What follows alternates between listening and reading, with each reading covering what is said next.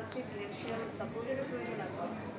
তো এর জন্য সর্বপ্রথম যেটা প্রয়োজন সেটা হচ্ছে আমাদের মার্কেটটা তৈরি করা, আমাদের মাইন্ডসেটটাকে একটু চেঞ্জ করা।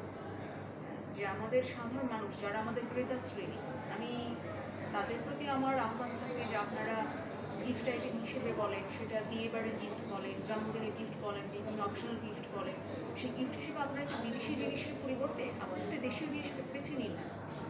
একটা ছোটো একটা সুবিনের আইটেম হিসেবে আপনারা একটা পুতুল তো চুজ করতে পারেন যে আমি এই জিনিসটা তাকে দিচ্ছি, তার জীবন ঘনিষ্ঠ একটা বিষয়, এটা তাকে এই বিষয়টার কথা মনে করিয়ে দেবে।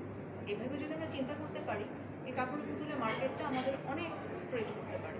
পাশাপাশি অন্যান্য জিনিসগুলো আমি যেগুলোর কথা বলছি, আমাদের একটা শীতল পাটির ম্যাট হতে পারে, সেটাতে ডাইভার্সিফাইড যে কোনো একটা আইটেম হতে পারে।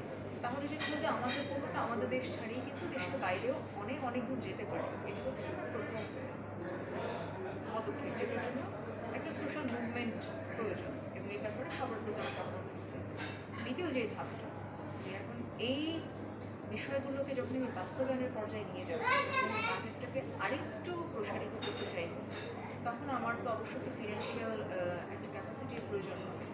যেমন এখন হঠাৎ করে যদি একটা বড় অর্ডার চলে আসে, কথার কথা যে বড় বড় ক্লায়েন্টরা যেটা করে, তারা একটা বড় অর্ডার প্লেস করে কিন্তু তারা অ্যাডভান্সটা দিতে চায়। অর্থাৎ আমি যদি একটা বাল্ক অ্যামাউন্ট আমি পেয়েও যাই, আমাকে কিন্তু ইনিশিয়াল ইনভেস্ট করে প্রোডাক্টগুলো তৈরি করতে হবে, তারপর আমি সেটা সাবমিট করে তারপর হয়তো অ্যাকাউন্ট নম্বর করে নিয়ে বিলটা পাবো।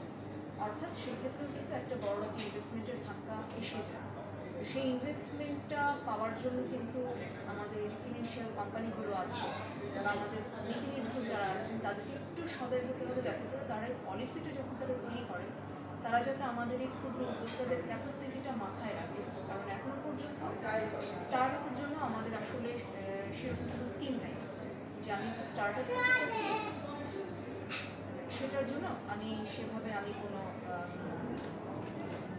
সহজ শর্তে আমি লোন পেতে পারছি না। তারা যেই লোনটা দিচ্ছে সেটা হচ্ছে, হ্যাঁ আমার একটা রানিং বিজনেস আছে, সেটাকে ফার্দার এনলার্জ করার জন্য একটা তারা দিচ্ছে, কিন্তু সেটার জন্য যে আমি যে শর্তটা পাচ্ছি, হ্যাঁ, যে আমাকে 3 বছরের মধ্যে দিতে হবে, হ্যাঁ, আমি হয়তো বলছি যে না আমি 5 বছরের জন্য লোনটা চাইছি, তারা বলছে না এটা আপনাকে 2 বছরে দিতে হবে অথবা 3 বছর, তখন আমার কিন্তু ইনস্টলমেন্টের সাইজটা বেড়ে যায়, যেটা আমার জন্য একটা প্রেশার।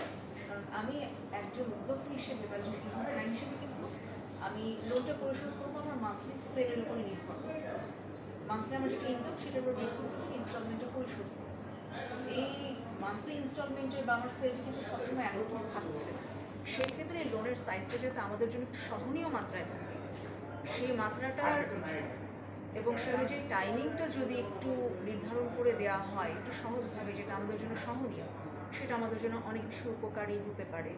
আর তৃতীয়ত আমি যেটা আহ্বান করব সরকারের কাছে বা বড় বড় আর্থিক প্রতিষ্ঠানগুলোর কাছে, যে শুধু লোন না, অনেক ক্ষেত্রে আমাদের গ্র্যান্টের প্রয়োজন। লোনটা হচ্ছে যে আমি এই মাসে টাকা দিচ্ছি, পরের মাসে টাকা আমাকে পে ব্যাক করতে হবে, অর্থাৎ এটা আমার একটা রানিং বিজনেসের ক্ষেত্রে।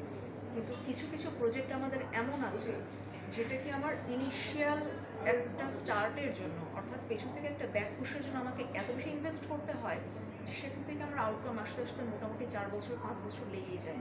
সো আমি আসলে লোন নিয়ে কিন্তু হয়তো একটা গ্রেস পিরিয়ড বাদে 6 মাস পর থেকে আমাকে লোনটা পে ব্যাক করতে হবে, কিন্তু 6 মাস পর থেকে আমার রেভিনিউটা আসবে না।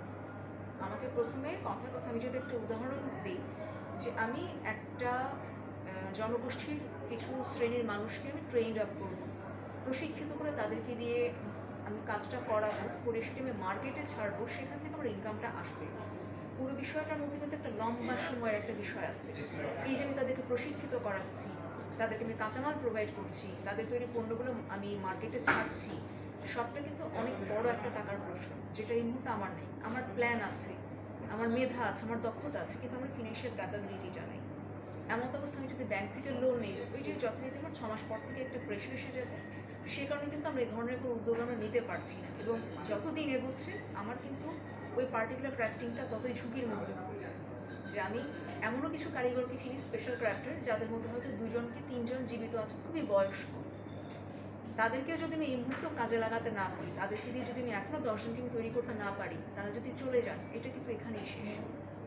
তাদের সাথে সাথে এই শিল্পটাও শেষ। তো সেই ক্ষেত্রে আমার ওরকম একটা ব্র্যান্ড দরকার, যে হ্যাঁ আমি একটা অনুদান হিসেবে টাকাটা পাচ্ছি বা একটা মঞ্জুর হিসেবে পাচ্ছি 5 বছর মেয়াদের জন্য বা এত বছর মেয়াদের জন্য, যাতে করে আমি ওদেরকে দিয়ে একটা দক্ষ জনশক্তি আমি তৈরি করতে পারি। ওই দক্ষ জনশক্তি তৈরির পরে কিন্তু যখন আমি এটাকে ওয়ার্ল্ড ওয়াইড স্প্রেড করবো সেখান থেকে কিন্তু আমার ইনকাম আসতেই থাকবে, কিন্তু ওইটুকুর জন্য কিন্তু আমাদের একটা বিরাট বড় একটা সাপোর্ট প্রয়োজন।